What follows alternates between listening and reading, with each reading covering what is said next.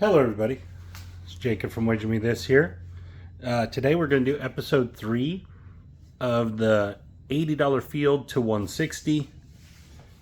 So the way that means is we're taking these $80 bets. I got 10 of them, which is $800, so an $800 bankroll. And what we're doing is we're trying to turn an $80 field bet into 160 across. So far in the videos, first video we crashed and burned. Second video, we made money. Again, the idea behind this is pretty simple. You're taking an $80 bet and trying to turn it into playing 160 for $80 is the idea behind it. All right. So I will keep track of the point because when we go 160, we like to be off on the come out. So here we go. Coming out again, we're fielding, we're trying to catch a field, and then we're going to go to 160, and we got a 7 6 1. Okay, so we're going to drop 80 more bucks. And guys, the second video of this went really well. Obviously we had a really good roll and a 5. That's going to be our point. And again, to start this out, we're just playing this $80 field,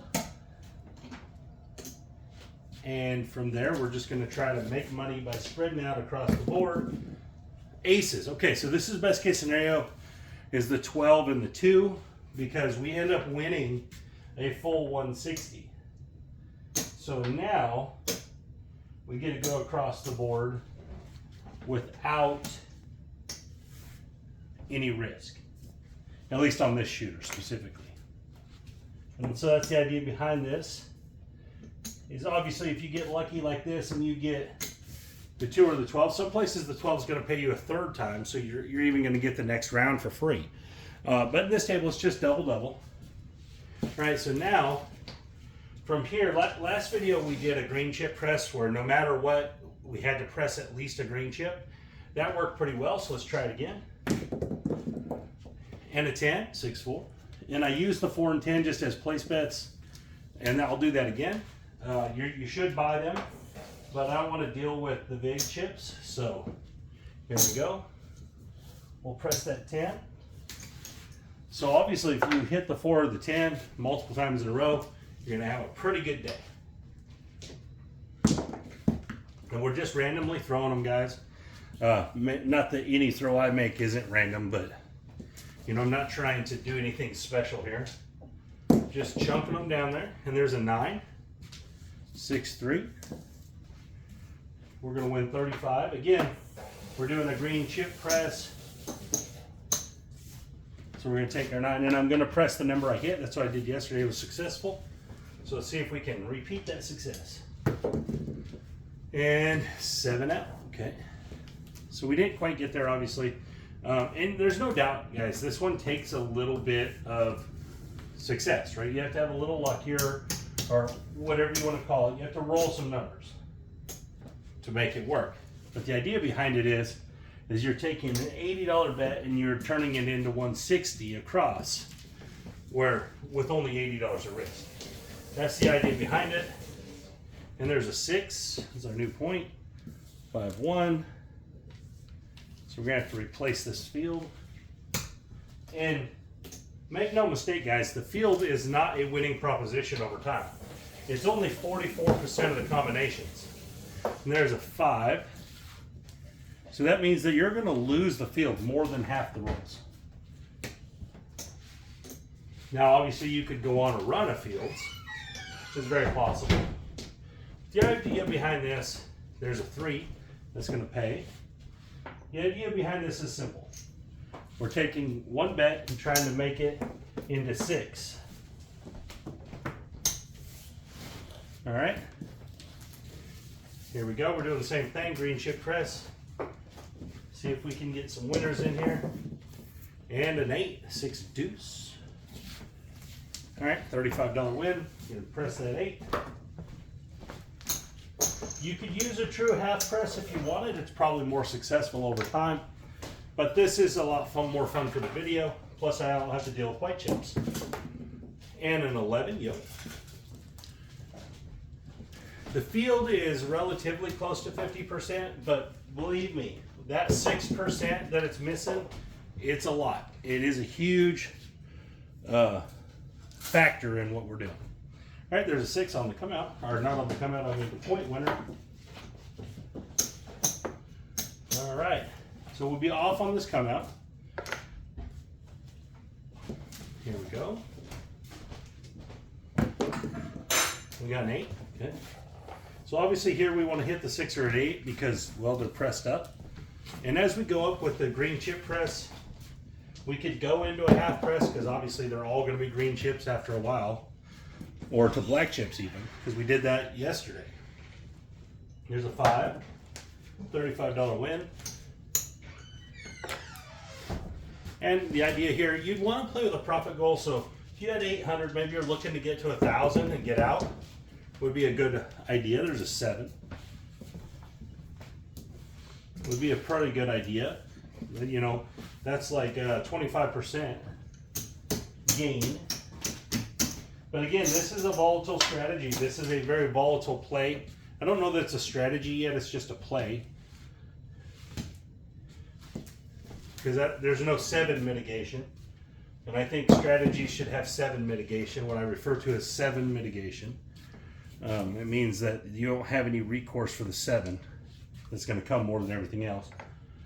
All right, that was an 8. Here we go. And a 7, okay. We're almost out of our run here. Try it again. We did this last time, then we rolled aces and went on a crazy one. And a 6, that's the point. Whoa, come back here. And like I talked about in the other videos, this might be some kind of side strategy or a part of a strategy, not necessarily the whole strategy. Like I said, I'm going to explore it for 5 videos. Just get an idea of what kind of success rate it's going to have. And that was back-to-back hard 6s. That was an amazing roll there. All right, last shot at it. See what happens here. We need a horn number, or not a horn number, a field number. And we got a 10. Okay, so we're in the game, as they say.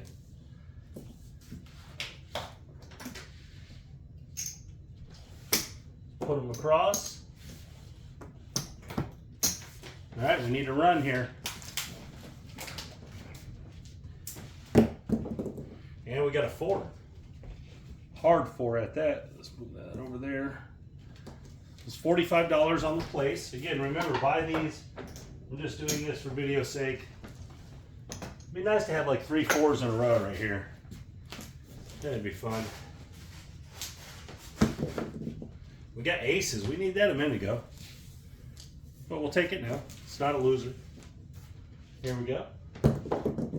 And we got a 1, 2, 3. Okay.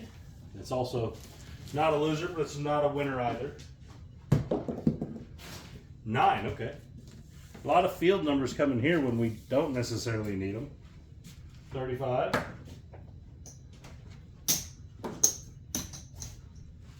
Now we're looking for a 4 or a 9 to repeat for us. We can get a little more. 9, there we go. 6 and a 3. So it's going to win 70 this time.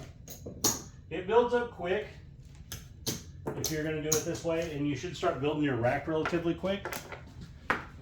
So it takes a little roll, so it's definitely roll dependent. And a 6, 4 deuce. So there's definitely some adjustments that can be made here. You know, maybe looking for 2 hits and then maybe reduce down to 96. So there's all kinds of stuff we could do here. And a 4 to 6. Or you could just hope you get a long roll. I know a lot of people play that way. They play just for the long roll.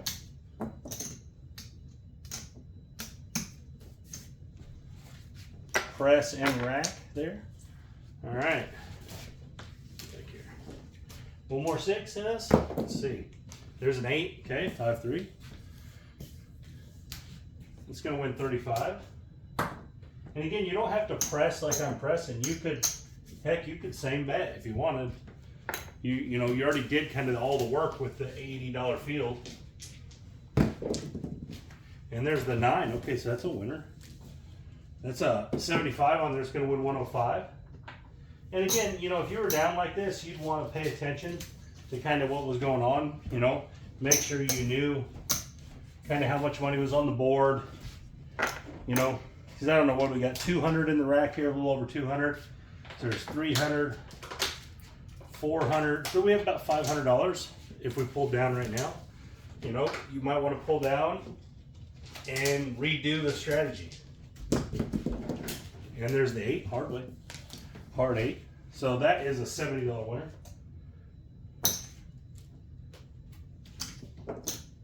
We'll press it. You know, so again, like I said, if you're going to use this as a strategy, you definitely want to put some stuff in it where, you know, you're taking some bets down, you're reducing after so many. You know, you're making sure you're making a profit. Because right here, if we just keep rolling, we'll eventually lose and we will have made nothing really.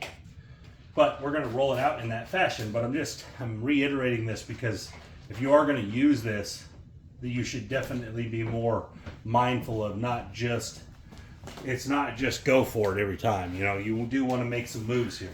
So let's just get an idea. Let's just actually count it up. So there's 75, 100, 225, and 180, so 325. So there's like 405 out on the board. And we got, you know, we got almost 300 probably over here. So we're only about $100 down. If you took all the money down and went to the next, you would be right back in the game. And that's kind of the idea. Or you can just keep taking your chances. And you roll a 4 right there. It's a $90 winner. But if I was saying what I thought you should do here, you should definitely regress it down at least back to 160. That way you're collecting some money on this good shot, and you're not just going to lose at the end. And we got a 4, 5, 9. All right, that looks good. 4, 5, 9. There's 125 there, so that's going to win 175. That's quite a bit. We're going to go to 200.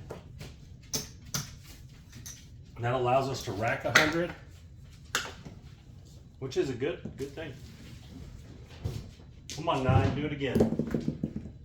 314, that'll work. That's $100 right there, so it's going to pay us 180. So, you know, you do get a good run, obviously it's going to pay off. You know, go to 200. The 4 or the 9 would be ideal here, obviously. And there's the 6. So the 6 worth 105. And once you get to this level, everything's going to pay pretty good.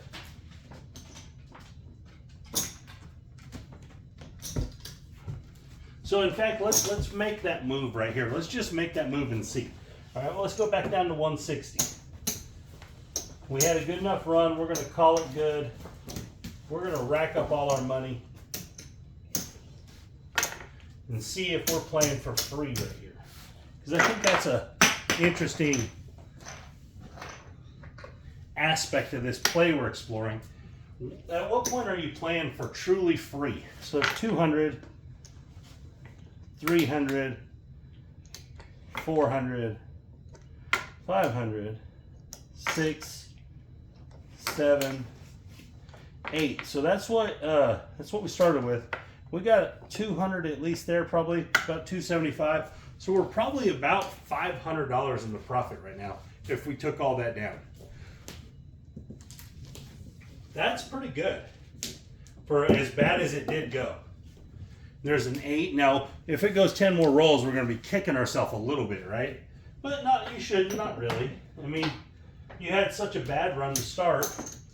It's okay to get your money, you know? We're not trying to let the casino beat us. 3. And all it takes is, like most of these light side kind of banger strategies, is it just takes one good run. One good run and you're in there. All right, there's a hard 10. That's our point finally. All right, we're gonna win 45 there. Press them up. Collect for 20. All right, here we go. Off on this come out. There's a 6, 5, and a 1. That's pretty good. All right, here we go. And a 5. Okay, so it's a $35 winner. And again, whatever happens, happens. I don't really care the outcome. I just like to analyze the outcome, like analyze the aspects of it. How successful is it going to be? How often is it going to be successful? Is it even worth it? Is it just a side play of a strategy? Is it a standalone strategy? I look at all these things when I'm going through stuff. That last roll is a 12, this roll's a 5. And I look at all that stuff when so we're going to win 70 when I'm in examination mode. All right, we'll press it up, collect this. And really all that's about is me just trying to find the best place to pass out. Because I play a certain way, but I know not everyone likes to play the way I play. So I try to look for these other ways to play that are going to be at some way successful in some consistency.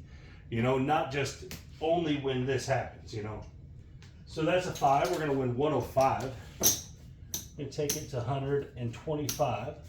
Collect 55 bucks. That's a pretty good little collect. Obviously, we're having another really good run here. And hard 6. Very nice. That's the point. Good shot shooter. We're going to win 35. That. Got a pile of red chips there.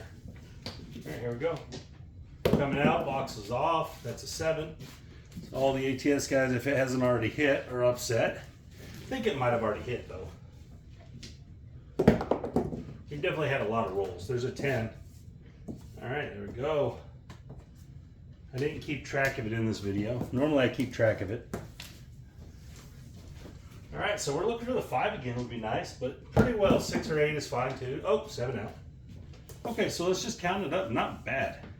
Again, we got saved on the last one, but some of that is variance. Some of that is the nature of the game, right? You're not going to lose every field bet ever, you know, and you're not going to have just PSOs every time. You know, there are going to be some good runs. In the same respect, you're not going to have good runs every time. You're not going to always have a 30 roller. It's just not the way it works. It's 200, 3, 4, 5, 6, 7, 8. That's starting bankroll. 100.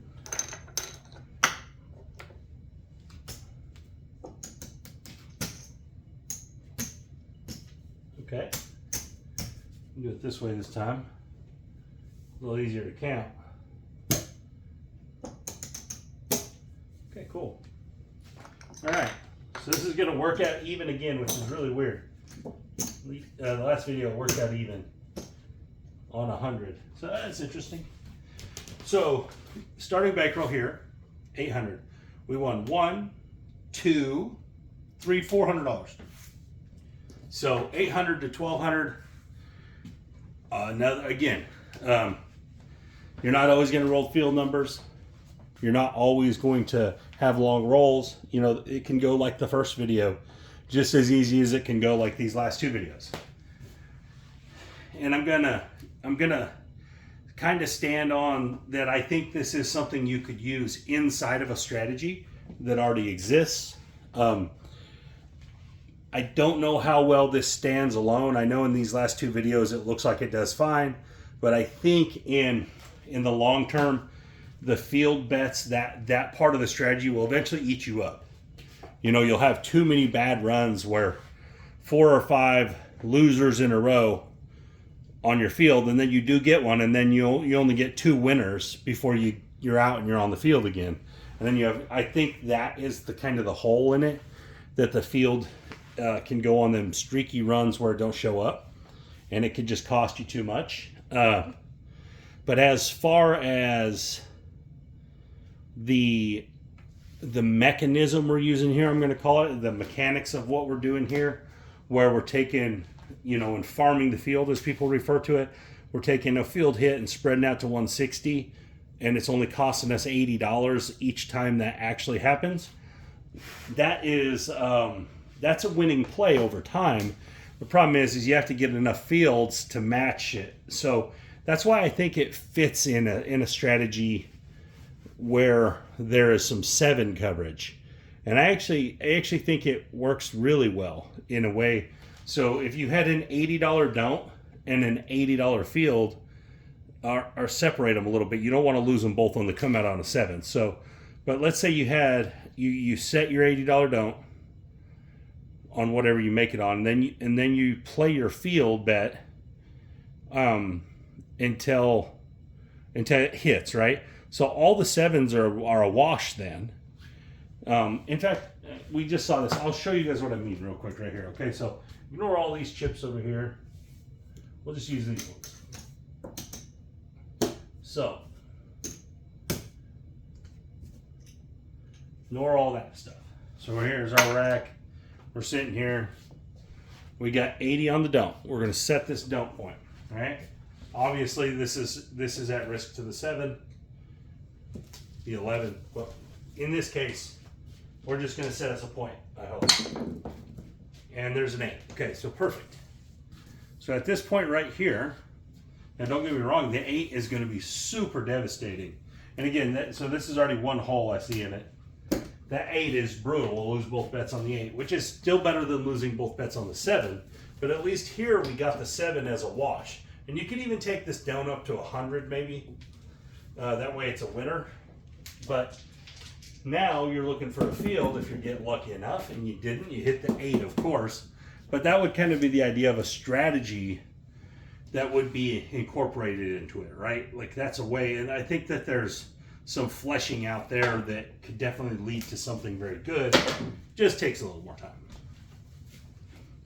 So again, or I'm going to show this too. This is another thing that you could do where you got your $80 field bet and you decide, okay, I'm going to, not that it wipes out all of the combinations you could lose to, but I'm going to take $30 and I'm going to hop the 6 and 8.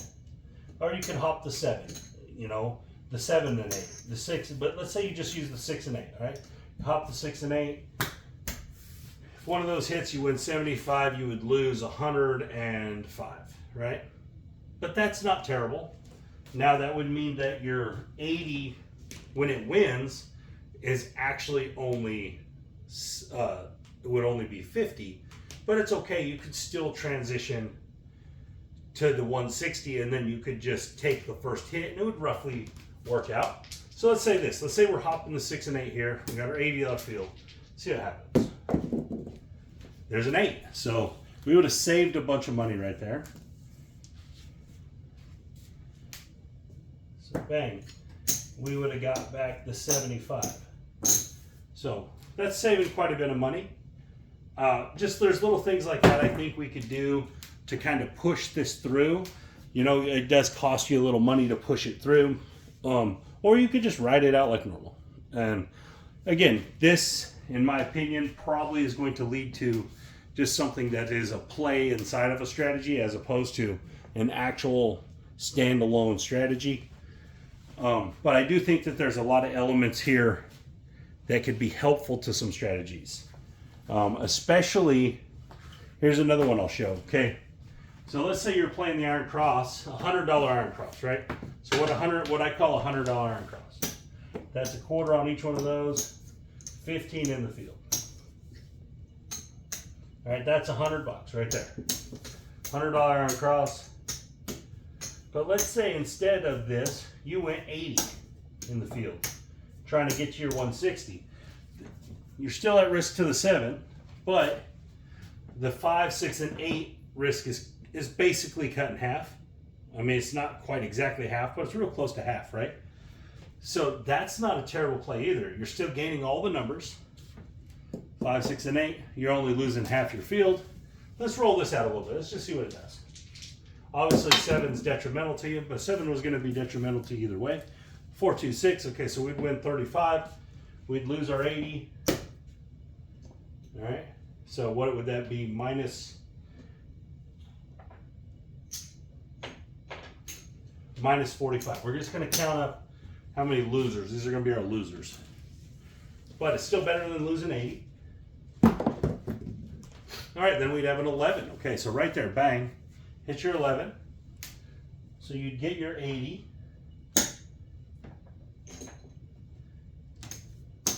You'd go your 160. And even if you had to take that out, you know, you already had those bets up. It's not terrible. That's not terrible to play the Iron Cross with the field bet being larger if your idea is the first field bet you hit, you're transferring to 160. Not terrible.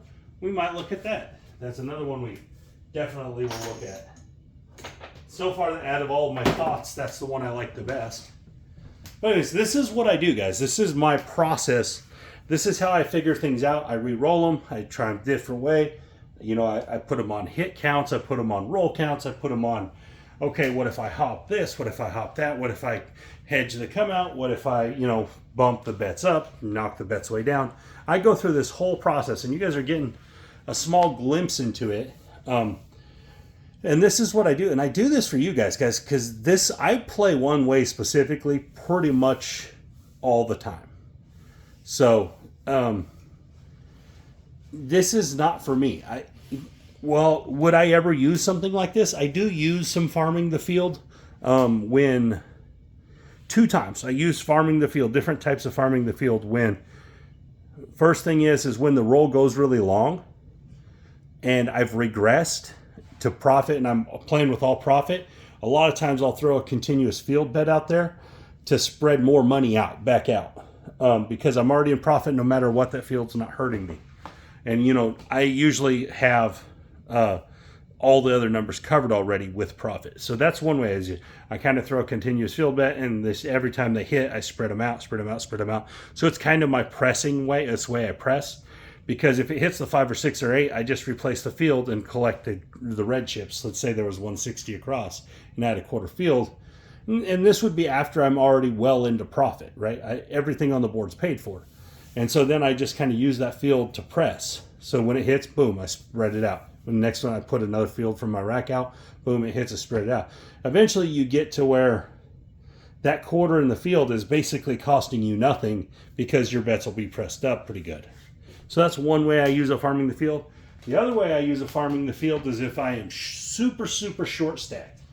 And what I do, and this play won't be for everyone, but I use a frequency play. What I refer to as frequency plays is I wait until I see 3 non-field numbers consecutively in a row, 3 non-field numbers in a row, and then I'll start playing my short stack, you know, minimum field bets until I hit one. Normally it's within 1 or 2 rolls most of the time. Sometimes I've been wiped out doing it before. And then I spread them out to 2 numbers. So let's say it's a quarter table. Say I see 3 in a row, quarter, boom. I hit the 11. They give me this. Now I have the 5 and the 9, or the 4 and the 10, or $24 6 and 8, or $25 6 and 8. You know, different things like that. And that's what I generally do if I'm super short stacked. But most of the time I don't really ever get there in that way, and not in that fashion, like where I have $100 left. Normally, I've already went all in somewhere before I get to that point. But on the upper side of it, with the field, when I'm winning, I use that field kind of as a presser.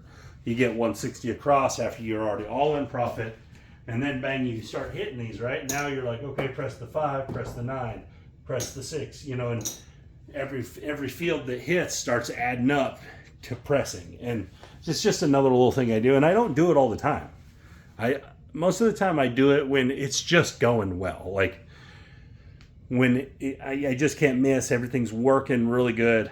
You know, I'm not getting knocked off on my come outs. People aren't hitting points on me and knocking my don'ts off, and that's when I kind of use that stuff. Other than that, generally I just kind of play for a small profit goal. and once I get it, I'm good. I don't have a degenerate streak. Definitely not like I used to, but not like most other people I see. I when I'm at the casino, I've really grown out of that degenerate thing, where I just got to have action. It doesn't, like, once I get to 10 or 20, 15, 18% profit and the hand ends, I'm usually pretty well good. I'm 100% okay with, at that point, just racking all my chips up and going and making a sports bet and watching, or going and playing some poker. I mean, I don't have that, man, I gotta make $5,000 today off of 1,000.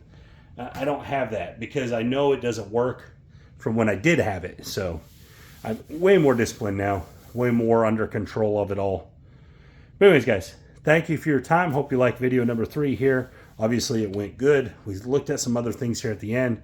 Maybe we'll explore some of them more. Maybe not. I'm not really sure yet. I still got the other live videos that I want to do, where we do just like we did the 10 live videos with the dice control. We're going to do it pure random. And I think we're going to see that, as far as Jacob's concerned, if I just throw the dice down the table randomly, I'm probably going to be more successful. But anyways, guys, thank you for your time. This is Jacob from Wager Me This.